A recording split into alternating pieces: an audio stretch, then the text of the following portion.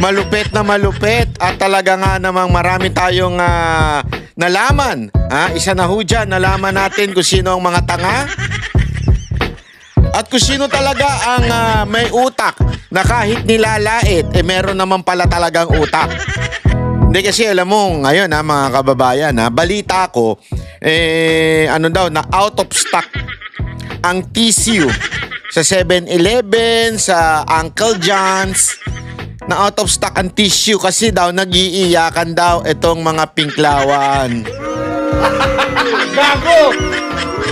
Ito daw mga ulul, talaga nga na mga iyak ng iyak dahil po siya nangyari sa impeachment. Nako, ano ho ba nangyari dyan sa impeachment? Iyan ang ating ipapaliwanag ngayong araw na ito para mas maunawaan natin. Talaga bagang tama ang ginawa ng mga senador o nagkaroon ng politika sa loob? Ano ba talaga nangyari? Pag-usapan natin yan. Okay, simulan na natin Ito munang balita na ito. Pasok. Sa botong 18-5, inaprubahan ng Senado na nag-convene na bilang impeachment court ngayong gabi ang mosyong ibalik ang articles of impeachment laban kay Vice President Sara Duterte sa Kamara. Saksi live, si Raffy Tima. Raffy? Pia, bukas pa sana magko-convene itong Senado bilang impeachment court pero ngayong gabi ay tila tapos na ang lahat matapos magdesisyon ang impeachment court na ibalik sa Kongreso ang bola. Nako, mukhang ipinasa yung bola. With 18 affirmative votes, 5 negative votes, 0 abstention, the motion of Senator Cayetano is carried. Nako! Sa botong 18 pabor, 5 ang tutol. Nagdesisyon ng Senado bilang impeachment. Kita nyo naman, kita nyo yung mga nakataas ang kamay? Mga mababantot ang ano. Tingnan mo, tumitingin sila sa likod Bakit sila tumitingin sa likod? Tingnan nila, "Oy, mga kasama, huwag nyo kami iwan dito! Ang ingay-ingay namin dito! Kontra kami ng kontra! Kayo naman, hindi man lang kayo sumuporta sa amin! Iyak nga kami! Miyak na yung mga yan. Ako po, lalo na to si Ontiveros, iyakin yan Ibalik Ito si Ontiveros at saka to si Coco Pimentel, parang iyakin yan sa House of Representatives ang impeachment complaint laban kay Vice President Sara Duterte. Ang motion ay pinanukalan ni Senator Alan Peter Cayetano. Ibalik ang impeachment complaint para sagutin ng Kamara ang tanong kung nalabag ba ang one impeachment case per year rule sa saligang batas. Paglilinaw ng Senador, hindi ito dismissal tulad ng panukala ni Senador Bato de la Rosa. Pero para kay Senador Bato de la Rosa, malinaw nang nakasaad man sa naprobahang motion na hindi ito dismissal, halos ganun na rin daw ang epekto nito. Pero aminado ang isa pang kaalyado ni VP Sara, hindi pa rin ligtas ang busy sa anyay panguusig na ginagawa sa kanya para sirain. Yan na yung mga Voltes 5. Tandaan niyo yung mga pagmumuka na yan sa 2028, Hoy, lahat po mga kababayan natin, ito po ang dahilan ng salot sa Pilipinas. Yan po ang dahilan kung bakit patuloy kayong maghihirap.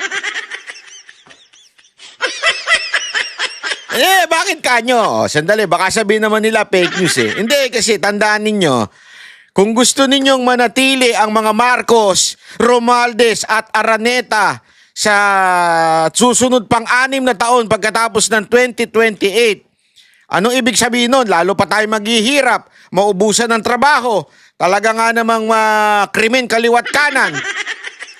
Sigurado, iboto nyo itong mga to. Actually, talo na naman na isa dyan Si Pimentel, olat yan Kaya sobrang bitter niyan Olat na olat yan Tumakbo ba yan Tumakbo yan sa LGU Olat yan So, mga kababayan, tandaan nyo yung pagmumukha nito, si Binay. Naka! Hindi mapapagkatiwalaan talaga yan, basta Binay. Maitim mga... hindi balat. Ang kanilang budhi. Si Ontiveros, nako po! The Witness Queen, naka! Ontiveros, hinay garutay ka lang. Meron kaming alam sa'yo, Ontiveros. Easy. Pimentel, naka! Talunan na yan. Si Po, ang alam naman natin, kaduda-duda nationality niyan. Sabi nga ni Pangulong Duterte noon, gusto nyo ba ng US President sa Pilipinas? Sabi ni Pangulong Duterte yun. Hindi, wala tayong sinasabi. Si Pangulong Duterte nagsabi noon. Si Gatchalian, naka po! Naturalmente, yung pamilya niya, mga Gatchalian, alam naman natin, nasa gobyerno ni Marcos yan. Yeah? Kaya naman, kung gusto ninyo, magpatuloy ang Marcos, Araneta, Romualdez, tandaan ninyo itong pagbumuka na ito. Yan ang iboto ninyo.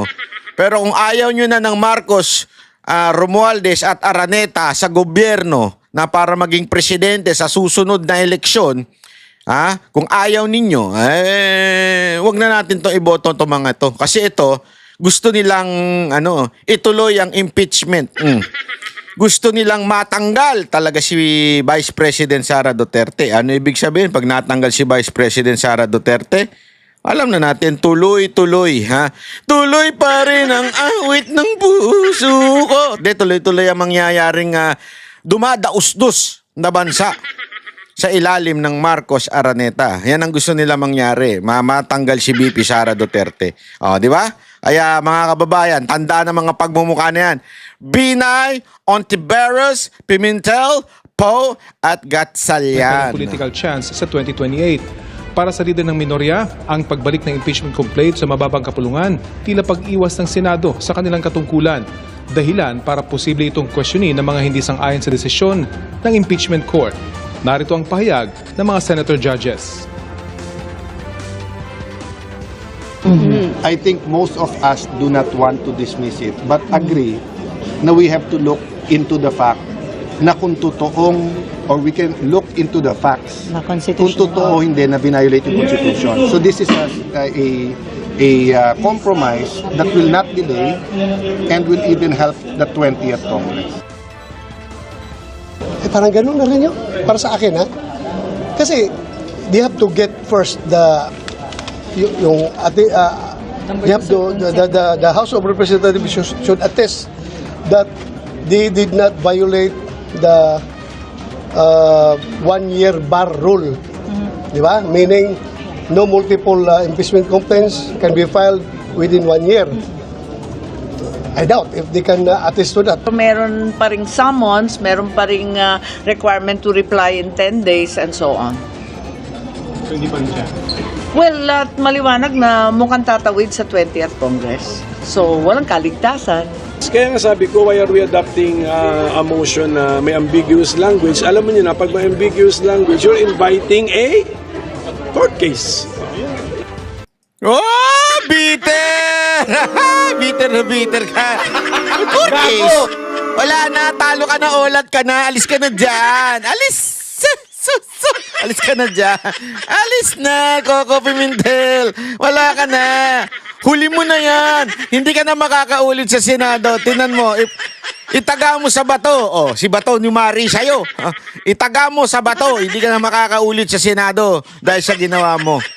Hindi, alam nyo mga kababayan, tila na karma ang kamara. Kamara. Di ba? Pareho, halos pareho yun eh.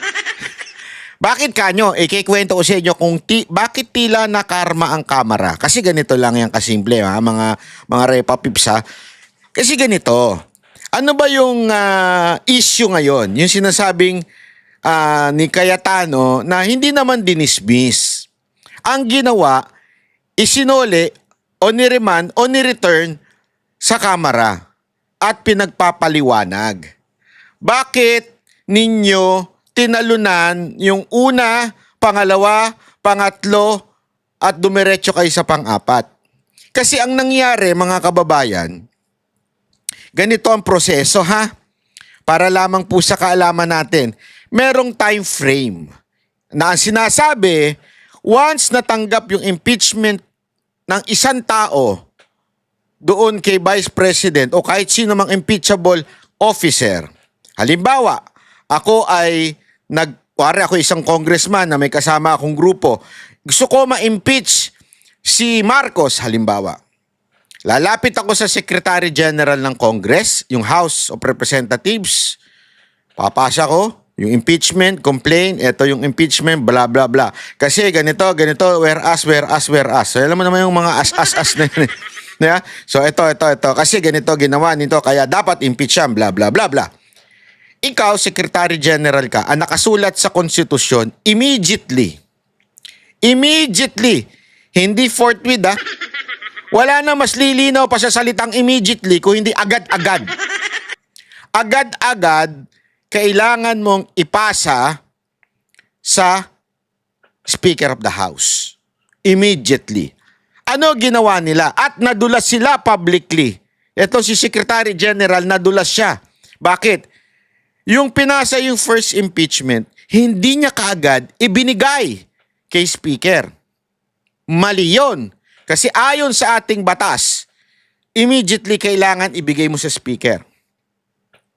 Ang ginawa niya, inantay niya yung second and third hanggang umabot sa fourth bago niya ibinigay sa Speaker.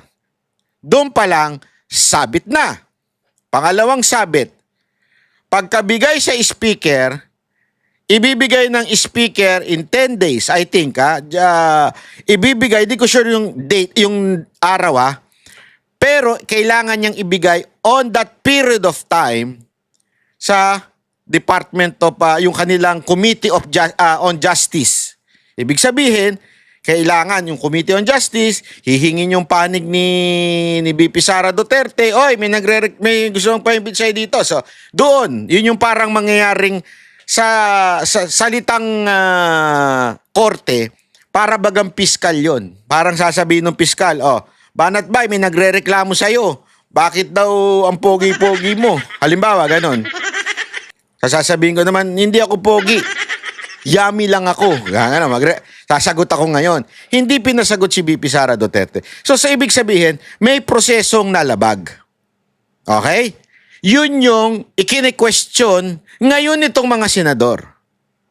Yun ang sinasabi nila. Kaya isoli muna natin ito at sagutin na nila yung bakit hindi kagad ipinasa nung SecGen sa Speaker of the House. Bakit nilagtawan yung first, second, and third?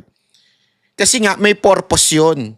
Hindi pa pwedeng magpapasa ng 1,000 impeachment complaint sa'yo, 10,000 impeachment complaint sa'yo, tapos mamimili ka lang. Ano yung malakas dito? Ano yung reklamong malakas? Yun ay papasa ko sa Speaker of the House. Hindi pa pwedeng ganun. Yun po ay illegal. Iyan ang pinasasagot ng senador. Particular na po, yun yung sinasabi ni Cayetano na i-return o i-remand yung complaint. Isole, pasagutin sila. Ngayon, bibigyan ng pagkakataon ang Kamara. Oy, bakit yan? Dalawa yung pinasasagot eh. Yung isa, obvious naman eh. Yung pinasasagot na interesado pa ba yung mga prosecutor ninyo? Ayun, given na yun, siguradong sasagot sila na, syempre, interesado kami matanggal si Duterte. Ano na yun? Isang tabi na natin yun. Sure naman sasagutin nila yun. Pero yung pangalawa, yung legal ba o illegal ba yung prosesong ginawa ninyo? Yan ang kailangan sagutin. Yan ang tinatawag na return. Ngayon, syempre itong mga ulul na mga salot sa lipo ng senador, nagrereklamo sila. Bakit daw kailangan isole? Parang dismissal na rin daw yon. Tuloy. Kanina in-adjourn na ng presiding officer ang impeachment court at i-anunsyo na lang nila yung... So, hindi nagkasundo. Ibig sabihin, nagkaroon ng debate, kaliwat ka ng debate, dapat bang isole? Kasi may nag-motion eh. Nag-motion muna si Bato. Ang motion ni Bato, i-dismiss na yan. Okay? So mula doon, ang daming debate, nagsagutan na, nanginig yung mga laman nila Ontiveros, ni Coco Pimentel, ni Gatchalian, ni Binay, ni Po, talaga nanginig yung laman nila. Hindi pwede! Sagabal to sa pangarap naming maging Pangulo. So kailangan matanggal yan si Vice President Sara Duterte. Hindi pwedeng i-dismiss. So, galit na galit ang mga animal, di ba? Di ba? Ganun ang nangyari. Galit na galit sila. So nagkaroon ng debate. Tapos pumasok ngayon si Cayetano. Sinabi niya Kwento ko na lang para mabilis sa salitang lengguaheng maintindihan nyo. Sinabi niya, medyo mahihirapan tanggapin yan ng mga lahat ng senador na i-dismiss.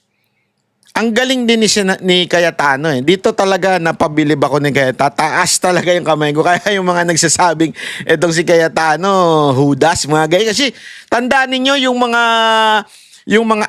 aldab noon nung panahon na kumakampi kay Marcos, galit na galit kay Cayetano. Tapos galit na galit sa amin yan. Sasabihin nila sa amin, kayo kasi makakayatano kayo. Makakayatano kayo eh. Oo, siyempre. Bakit? Siya ang pinili ni Duterte. Kaya nga Dukay ang tag team nun eh. Presidente si Pangulong Duterte, Vice President si Cayetano. Ano gusto niyo? Pinagpipilitan kasi nila yung Marcos budol. Hindi, totoo. Nagkaroon yan ng Dukay at saka ng Aldab, yung mga